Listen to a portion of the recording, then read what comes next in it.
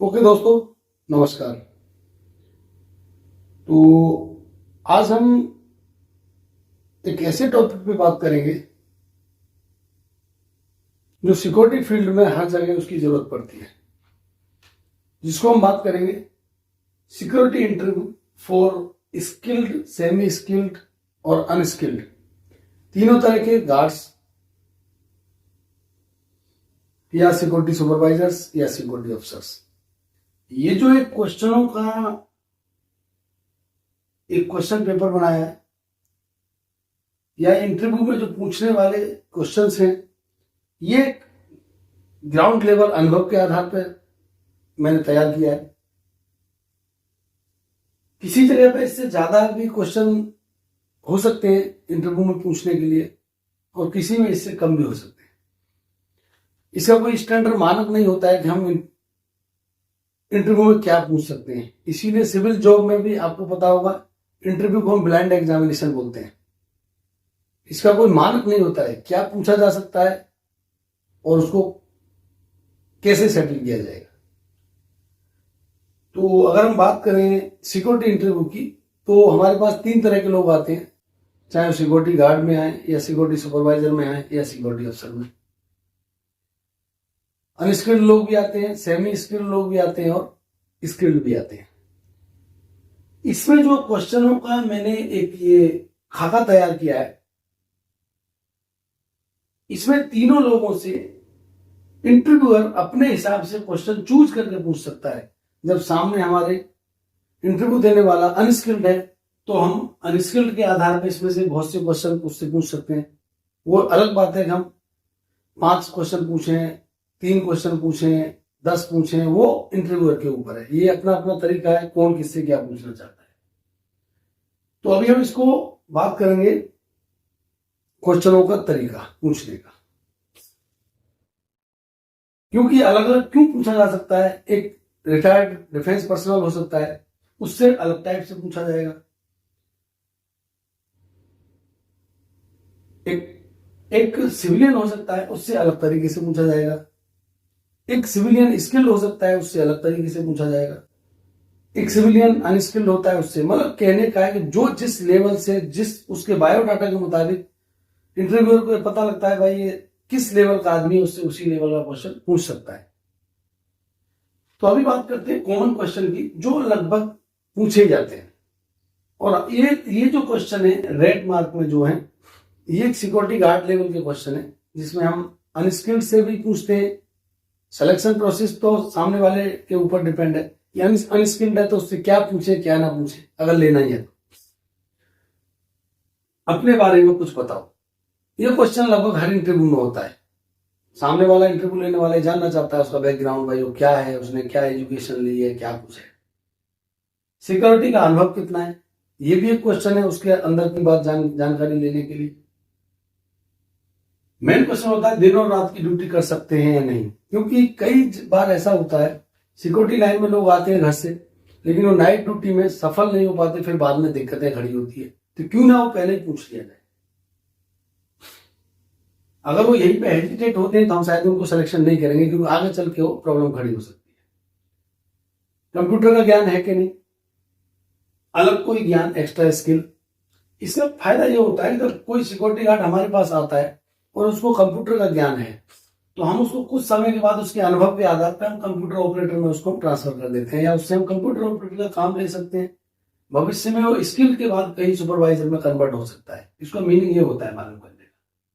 और उसको हम किस जगह डाल सकते हैं, इस फील्ड में को क्यों चुना, ऐसे कभी कभी ये भी क्वेश्चन लोग पूछ लेते हैं। हालांकि इसका कोई मीनिंग नहीं है, कोई स्पेशल चीज नहीं है कि इस फील्ड को क्यों चुना। ये तो अगर हम बात करें तो हमारे लिए लास्ट ऑप्शन होता है, जब सब जगह दुनिया हाथ पांव मार के थक जाता है तब आदमी इस तरफ आता है। ये मेरी सोच है। डायरेक्ट सिक्योरिटी में आज तक कोई मैंने आते हुए नहीं देखा है। जब वो सारी एजुकेशन लेने के बाद, चाहे एजुकेशन का लेवल कम हो या ज्यादा, जब वो सभी जगह से हाथ पांव मार के थक जाता है तब वो इस फील्ड में आता है। ये मेरा अनुभव बोलता है, चाहे वो डिफेंस पर्सनल रिटायर्ड हो या सिविलियन हो या XYZ जो भी। और लास्ट हम पूछते हैं कोई बीमारी तो नहीं है, या आपकी एजुकेशन, सिविल एजुकेशन क्या है। ये कॉमन क्वेश्चन है जो हम पूछते हैं। ये हम हर किसी से पूछ सकते हैं, चाहे वो सुपरवाइजर के लेवल पे हो, चाहे सिक्योरिटी ऑफिसर या सिक्योरिटी गार्ड। अब हम बातें मेन क्वेश्चंस पे, अब हम आते हैं इधर। अब यहां मानिए कि इस क्वेश्चन में गार्ड से पूछने लायक भी क्वेश्चन है, सिक्योरिटी सुपरवाइजर के लिए कोई आया उसके लिए भी क्वेश्चन है, और कोई सिक्योरिटी ऑफिसर के इंटरव्यू के लिए आया उससे भी इसमें से क्वेश्चन पूछे जा सकते हैं। अब जो हमारा इंटरव्यू लेने वाला है, सिक्योरिटी मैनेजर्स या एचआर के लोग, उनको इनके बारे में ज्ञान होना जरूरी है कि वो इसमें से उनसे क्या पूछे, क्योंकि जो पूछने वाला है उसको इनके बारे में ज्ञान होना जरूरी है, जो इंटरव्यू लेने वाला है। नहीं तो कोई मीनिंग नहीं है कि पूछेंगे क्या, अगर ऐसे रट्टा लगा के पूछेंगे कोई मीनिंग नहीं। तो अभी बात चलते हैं सिक्योरिटी क्या है एंड रेस्पॉन्सिबिलिटी। ये क्वेश्चन किसी भी लेवल के आदमी से, स्किल, सेमी स्किल, अनस्किल, वो जो भी आया है उससे किस लेवल का क्वेश्चन है, ये हमारा जजमेंट बोलता है कि हम किससे पूछे। अगर हम बात करें सिक्योरिटी क्या है और रेस्पॉन्सिबिलिटी क्या है, अगर इसको मोटा मोटी बात करें तो ये गार्ड से भी पूछा जा सकता है, और अगर बात करें डीपली तो इस सिक्योरिटी सुपरवाइजर और सिक्योरिटी ऑफिसर से भी पूछा जा सकता है, उससे हम ब्रीफ में इस चीज के बारे में मालूम कर सकते हैं। फिर बात आती है पर्सन कंट्रोल क्या है। वही पर्सन कंट्रोल जो कंपनी में एम्प्लॉय आते हैं, जो भी एक मैन पावर आती है, उसको कंट्रोल करने का प्रोसीजर क्या है, उसको हैंडल करने का प्रोसीजर क्या है, इस पर भी एक क्वेश्चन बनता है। फिर हम आगे बढ़ते हैं, व्हीकल कंट्रोल क्या है। अब इस व्हीकल कंट्रोल की अगर बात करें तो ये मेन गेट पे भी आते हैं और मटेरियल गेट से भी आती है, व्हीकल्स की बात आएगी। और इंटरनल कंपनी के जो व्हीकल्स हैं, जो इंटरनल मूवमेंट करते हैं, चाहे वो फोर्कलिफ्ट हो सकती है आपकी, या इंटरनल माल को इधर से उधर शिफ्ट करने वाली ट्रैक्टर्स हो सकते हैं, बैटरी व्हीकल्स हो सकते हैं, जो भी है वो सब व्हीकल में आता है। उनको कंट्रोल करने का प्रोसीजर क्या है ये हमको पता होना चाहिए। खासकर हायर लेवल के इंटरव्यू के लिए बात कर रहे हैं, एसओ या सुपरवाइजर की। मटेरियल कंट्रोल क्या है, गार्ड मटेरियल कंट्रोल के बारे में नहीं जानता है, वो तो गेट खोलना और उसको बस गाड़ी का पेपर देखना मटेरियल का और सुपरवाइजर को दे देना। सुपरवाइजर की समझ में नहीं आता है तो एसओ को दे देना। कहने का मतलब है कि ये हाई लेवल की बात है। गेट कंट्रोल क्या है, फिर वही बात आती है, गार्ड के लेवल पे गेट कंट्रोल है, गेट को खोलना और बंद करना।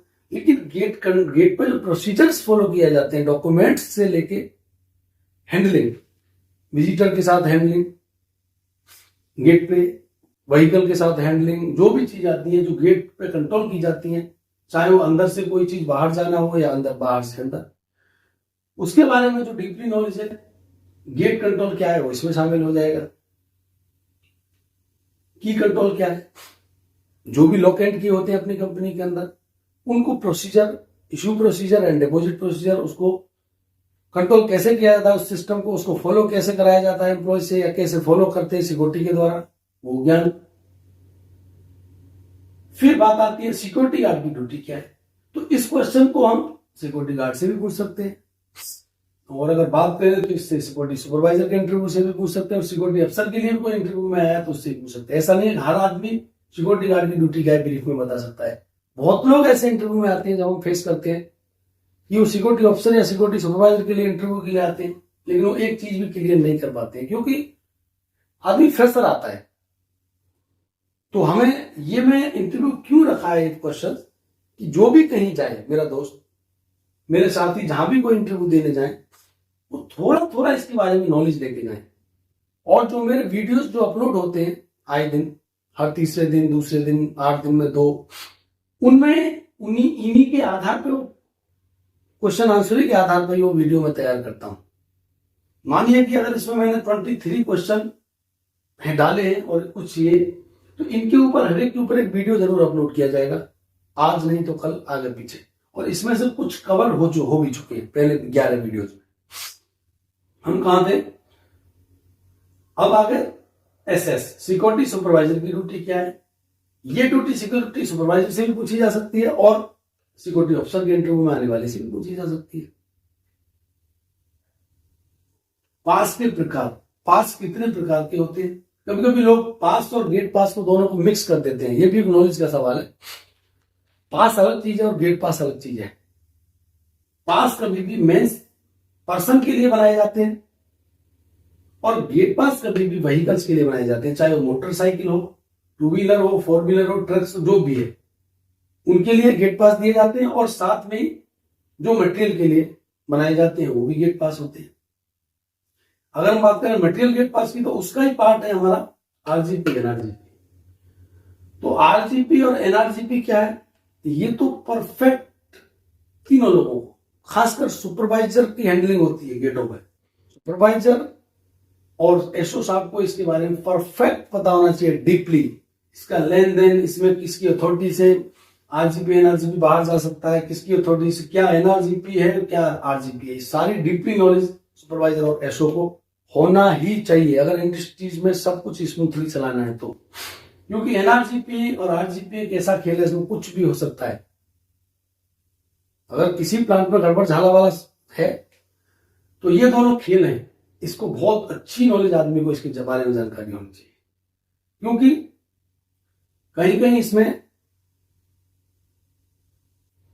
मैनुअल सिग्नेचर भी चलता है। आजकल जो सैप का जमाना है उसमें डिजिटल सिग्नेचर का भी जमाना है, तो हमें कभी भी डिजिटल को भी ध्यान से देखना है, मैनुअल है तो उसको भी ध्यान से देखना है, इसकी ये जरूरत है। अभी बात करें इमरजेंसी को मैनेज कैसे करें। सबसे पहले तो इमरजेंसी क्या है ये हमें पता होना चाहिए। जो भी हमारे इंटरव्यू में आता है, सिक्योरिटी गार्ड के लिए आओ, एसओ, सुपरवाइजर, तो इमरजेंसी इंडस्ट्रीज में क्या है हमको पता होना चाहिए। और अगर कोई इमरजेंसी लग गई तो उसको मैनेज करने के तरीके हमको पता होना चाहिए। असेंबली पॉइंट्स क्या है? अगर बात करें इमरजेंसी, तो इमरजेंसी से जुड़ा हुआ है असेंबली पॉइंट। इसकी ब्रीफिंग, असेंबली पॉइंट को ब्रीफ करने के लिए हमको ज्ञान होना चाहिए, क्योंकि इंटरव्यू में हम किसी से भी ये पूछा जा सकता है। मैं दोनों बात कर रहा हूं, जो इंटरव्यू लेने वाला है वो भी इस चीज को समझे और जो इंटरव्यू देने वाला है वो भी इस चीज को समझे। क्योंकि इंटरव्यू लेने वाला तो जरूर पूछेगा, लेकिन इंटरव्यू जो देने जा रहा है उसको इन चीजों को वीडियोस में देख के, इसीलिए मैं थोड़ा थोड़ा हिंट्स दे रहा हूं, बाकी आप समझ सकते हैं। और अगर आप इंटरव्यू में हल्का हिंट्स भी दे पाते हैं तो आप सेलेक्ट होंगे श्योर। और मैं जानता हूं कि जितने क्वेश्चन को अगर आप दिमाग में बिठा दिया, आपको कोई सुपरवाइजर या सिक्योरिटी अफसर के इंटरव्यू में फेल नहीं कर सकता, ये मैं जानता हूं। इससे हटके कुछ ही हो सकता है, जो भी इनसे कंसर्न नहीं होगा। जैसे हम बात करें, उससे कंसर्न कई चीजें मैंने इसमें नहीं लिखा है। क्राउड कंट्रोल, अगर कंपनी के गेट पे क्राउड आएगी तो हम उसको कैसे कंट्रोल करेंगे, वो भी एक क्वेश्चन बनता है। कंपनी में पुलिस किसी इंक्वायरी के लिए आई है तो भी एक क्वेश्चन बनता है। कंपनी में किसी एम्प्लॉय ने बाहर कोई गलत काम किया, अगर उसको पुलिस अरेस्ट करने आती है वो भी एक नियम बनता है। कहने का मतलब है कि क्वेश्चन बहुत बन सकते हैं, लेकिन मैंने उनको कवर किया जो प्राइमरी उसमें इंटरव्यू में जरूरी है। बाकी बाद में तो आदमी जब ज्वाइन करता है तो सीखता ही है प्रैक्टिकल, क्योंकि पढ़ाई से ज्यादा प्रैक्टिकल से आदमी ज्यादा सीखता है। फिर बात करते हैं सिक्योरिटी गैजेट्स। सिक्योरिटी गैजेट्स मतलब जो भी सिक्योरिटी स्टाफ के पास चेकिंग करने के साधन होते हैं उनको हम सिक्योरिटी गैजेट्स बोलते हैं। जो जानते हैं उनको पता है, लेकिन जो न्यूली आता है उसको नहीं पता होता है, चाहे वो सिक्योरिटी अफसर के इंटरव्यू के लिए आए, सिक्योरिटी गार्ड्स के लिए या सिक्योरिटी सुपरवाइजर के। सिक्योरिटी गैजेट्स मोटी मोटी बता देता हूं। आप मान लीजिए HHMD, hand hold metal detector, DFMD, door frame metal detector, उसके बाद बैग स्कैनर जो एयरपोर्ट वगैरह पे होते हैं। बीच में जब कोरोना काल चला था, कोविड, तब एक कोविड की टेस्टिंग के लिए टेम्परेचर टेस्टिंग की मशीन लागू हुई थी। एक एल्कोहल डिटेक्टर होता है, वो भी सिक्योरिटी के पास होता है। XYZ, मतलब बहुत सी चीजें हो सकती हैं जो सिक्योरिटी गैजेट्स में आती हैं। गाड़ियों को चेक करने के लिए मिरर होता है, बॉटम को चेक करने के लिए। फोर्क वाले ट्रॉली होती हैं गाड़ियों को रोकने के लिए, कोई जबरदस्ती ना चला जाए, उससे पंचर हो जाता है। तो ये सब सिक्योरिटी गैजेट्स में आते हैं। डेली रूटीन रजिस्टर के प्रकार, देखो कुछ रजिस्टर तो होते हैं जो वीकली मेंटेन हो सकते हैं, लेकिन कुछ बहुत रजिस्टर ऐसे होते हैं, 10 से 15 रजिस्टर ऐसे होते हैं हर कंपनी में जो डेली रूटीन में मेंटेन किए जाते हैं। इसको भी अगर मैं मोटी मोटी बात करूं, RGP, NRGP, गेट पास, पास रजिस्टर, ये बहुत सी चीजें हैं जो डेली मेंटेन की जाती हैं। ऑक्यूरेंस रजिस्टर हो गया, daily reporting register to higher authority, ये भी सब डेली मेंटेन किए जाते हैं। जो भी सिक्योरिटी अफसर होते हैं सिक्योरिटी और एक अपना सिक्योरिटी की ड्यूटी का रोस्टर हो गया, ये सब चीजें मेंटेन की जाती है। फिर हम बात करते हैं फायर एंड फायर एक्सटिंग्विशर के प्रकार। है ये चीज सेफ्टी का, लेकिन एज ए सिक्योरिटी हमको इसके बारे में कुछ नॉलेज होना बहुत जरूरी है। कभी कभी सेफ्टी नहीं है तो हमको भी उसको चलाना पड़ सकता है कहीं आगे भी, तो जब तक की सेफ्टी आती है। तो फायर कितने प्रकार की है और फायर एक्सटिंग्विशर के प्रकार, पहले 4 प्रकार के होते थे आज से पहले। अब ये जो जो चीजें बढ़ती चली जा रही हैं, फिर 5 प्रकार का हुआ। अगर आज की डेट में बात करें तो फायर एक्सटिंग्विशर और फायर 6 प्रकार में बांट दिया है। सूखा, लकड़ी, ग्रीस, कॉपर, पेट्रोलियम पदार्थ, ऐसे करके इसको अलग अलग 6 प्रकार में बांट दिया गया है। ABCD होता था, अब EV हो गया है इसमें extinguisher. A type, B type, C type, D type, E type. Okay, इस पर भी मैं वीडियो बना के छोड़ूंगा। फिर आती है फर्स्ट एड क्या है। एक सिक्योरिटी ऑफिसर को, एक सिक्योरिटी सुपरवाइजर को फर्स्ट एड के बारे में जानकारी होना बहुत जरूरी है, क्योंकि मैं पहले भी बोल चुका हूं कि 4 लोग कंपनी के मुख्य पार्ट होते हैं, safety, security, fire and medical. तो कोई कंडीशन ऐसी हो सकती है, मेडिकल का आदमी नहीं है, कोई छोटा मोटा हादसा हुआ जिससे हम उसको फर्स्ट एड ड्रेसिंग दे सके। बहुत कंपनियां हैं जो रेड क्रॉस की ट्रेनिंग कराती हैं अपनी कंपनियों में, जिसमें उनके 4-6 लोग, 10 लोग फर्स्ट एड का काम सीख लेते हैं, या कुछ लोग फर्स्ट एडर्स को प्रायोरिटी रोल में भर्ती करते हैं मेडिकल में, या सिक्योरिटी में फर्स्ट एडर को भी भर्ती करते हैं। तो ये चीजें अलग अलग कंपनी का अलग अलग क्राइटेरिया है, उसमें हम नहीं जाएंगे। एसओ की डेली रूटीन, ड्यूटी और रेस्पॉन्सिबिलिटी, ये मायने रखता है। अगर हम एसओ हैं तो हमारी डेली की रूटीन ड्यूटी क्या है और हमारी रेस्पॉन्सिबिलिटीज क्या है, इसके बारे में हमें परफेक्टली पता होना चाहिए। क्योंकि जो एक सिक्योरिटी अफसर होता है, ये मीडिएटर का काम करता है। एसओ जो होता है, ये कंपनी और जो प्राइवेट एजेंसी है सिक्योरिटी की, इन दोनों के बीच का मीडिएटर होता है। और बात करें तो ये सिक्योरिटी गार्ड और सुपरवाइजर के बीच का मीडिएटर भी होता है सिक्योरिटी। ओके, पेट्रोलिंग के अंडर कवर रिपोर्ट्स, जो पेट्रोलिंग होती है, पेट्रोलिंग 2 तरह से होती है। कई जगह गाड़ियों से लोग करते हैं, उसमें उतनी चीजें हाथ नहीं आती हैं, लेकिन वही पेट्रोलिंग अगर पैदल की जाती है तो कुछ चीजें ज्यादा सामने आती हैं, जो भी है। तो जो पेट्रोलिंग के जो पॉइंट्स होते हैं, और डेली अगर ऑक्यूरेंस रिलेटेड है, इंसिडेंट, एक्सीडेंट, कोई अनवांटेड, उसको ऑक्यूरेंस में डाला जाता है। और एक डेली रूटीन रिपोर्ट होती है, कितने गेट पास बने डेली, कितने पास बने, कितने मेंस, कितने एम्प्लॉय अंदर आए, कितने गए, कोई स्पेशल, कितने व्हीकल मटेरियल के आए, कितने व्हीकल फिनिश गुड्स लेके गए, ये भी एक रिपोर्टिंग में आता है। ये सब रिपोर्टिंग अपडेट की जाती है अपने हेड ऑफ सिक्योरिटी और प्लांट हेड के लिए, जिससे कि उनको हर 24 आवर्स का डाटा अपडेट होते रहता है। जैसे हम बात करें रात के 12 बजे जैसे अगला दिन आया, तो अगले दिन से अगले रात तक की रिपोर्ट अगले दिन फॉरवर्ड कर दी जाती है।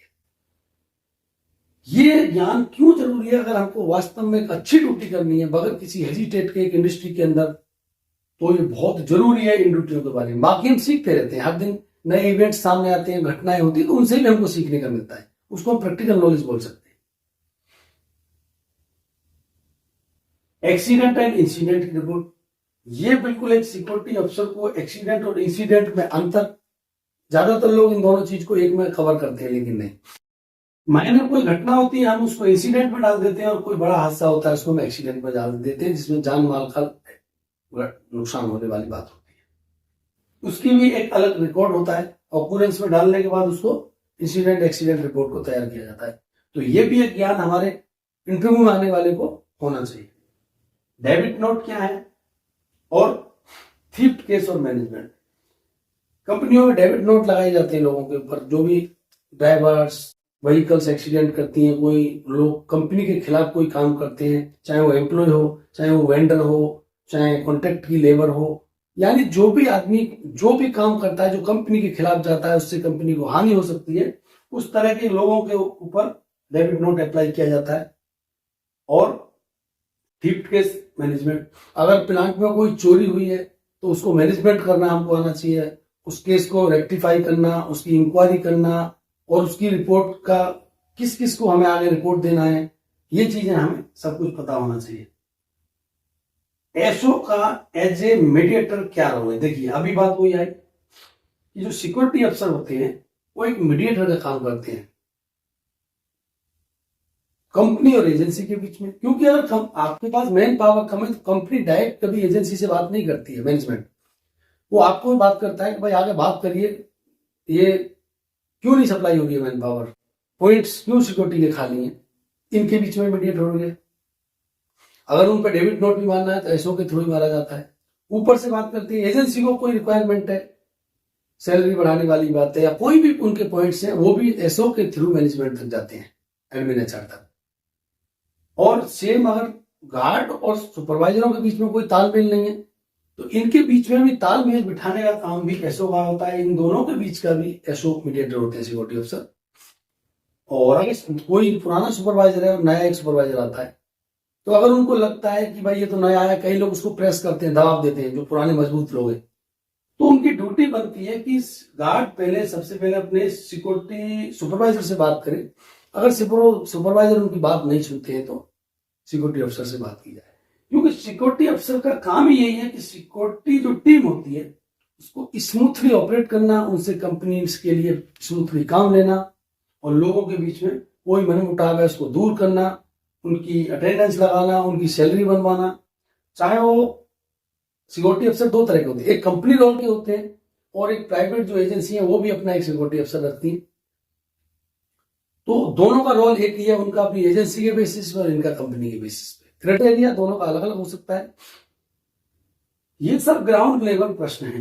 ये जो भी मैंने तैयार किया है, ये सब ग्राउंड लेवल पे मैंने ड्यूटी के दौरान ऑब्जर्व किया है, उसी आधार पर मैंने एक क्वेश्चन पेपर बनाया है जो अनुभव के आधार पर तैयार किए गए हैं। इसमें इंडस्ट्री वाइज कम भी हो सकते हैं कुछ क्वेश्चन और ज्यादा भी हो सकते हैं एज पर एसओपी और मैनेजमेंट।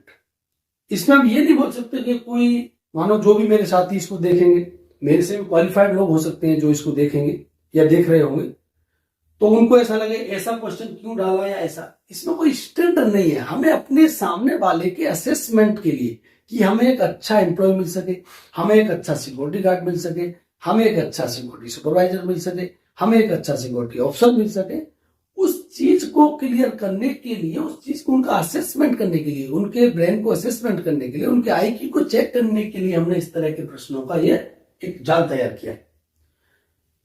और इसमें से अगर हम 6 से 10 क्वेश्चन यानी कि 23-20 क्वेश्चन, 23, 22, 24, 25, 26, 27, 28, 29, 30, 31 और मैंने इसमें ऐड क्या किया था 31 के बाद 32 में मैं डाल दूंगा क्राउड केस। कोई कंपनी के गेट पे आके हल्ला उल्ला, कोई भी क्राउड हो रही है, कोई भीड़ आ गई किसी बात को लेके अटैक करने, उसको कंट्रोल करना, पुलिस आई है, पुलिस को मैनेज करना, तो ऐसे करके हम बोल सकते हैं 30-32 क्वेश्चन इसमें बनते हैं। मेरे हिसाब से इससे बाहर और कुछ जाएगा नहीं, और अगर कुछ जाता है तो हो सकता है मेरे दिमाग से मैं वो चीज ना आई हो, लेकिन जितना मैंने अपना मंथन करने के बाद ये क्वेश्चन पेपर तैयार किया है, मैं उम्मीद करूंगा कि जो लोग इंटरव्यू में जाएंगे वो इसको तैयार करके जाएं अपने अपने लेवल पर, जो भी जिस लेवल के लिए जाए।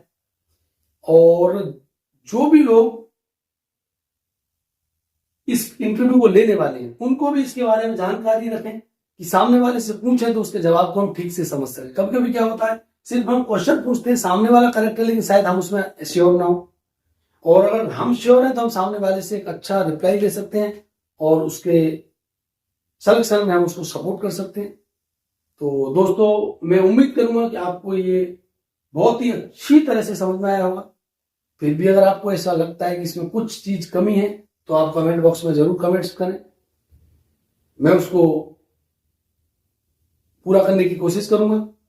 और इसी तरह के ज्ञानवर्धक वीडियो अगर आप तक पहुंचते रहे तो समय समय पर चैनल को सब्सक्राइब करते रहे, जिससे आपको हर नया अपडेट, हर एक ज्ञानवर्धक अपडेटेड वीडियो सिक्योरिटी फील्ड के लिए, क्योंकि मैं ज्यादातर मिक्स क्वेश्चन आंसर, मिक्स ड्यूटियां बनाता हूं, जिससे कि आपको जिस लेवल का है उसमें एक ही वीडियो में सारी चीज कवर हो जाए। तो चैनल को सब्सक्राइब करते रहें और नए नए वीडियोस प्राप्त करते रहें दोस्तों। और यहीं पे मैं इस वीडियो को पूरा करता हूं। और किसी का कोई पॉइंट तो आप जरूर कमेंट्स बॉक्स में डालें। ओके दोस्तों, थैंक यू, जय हिंद।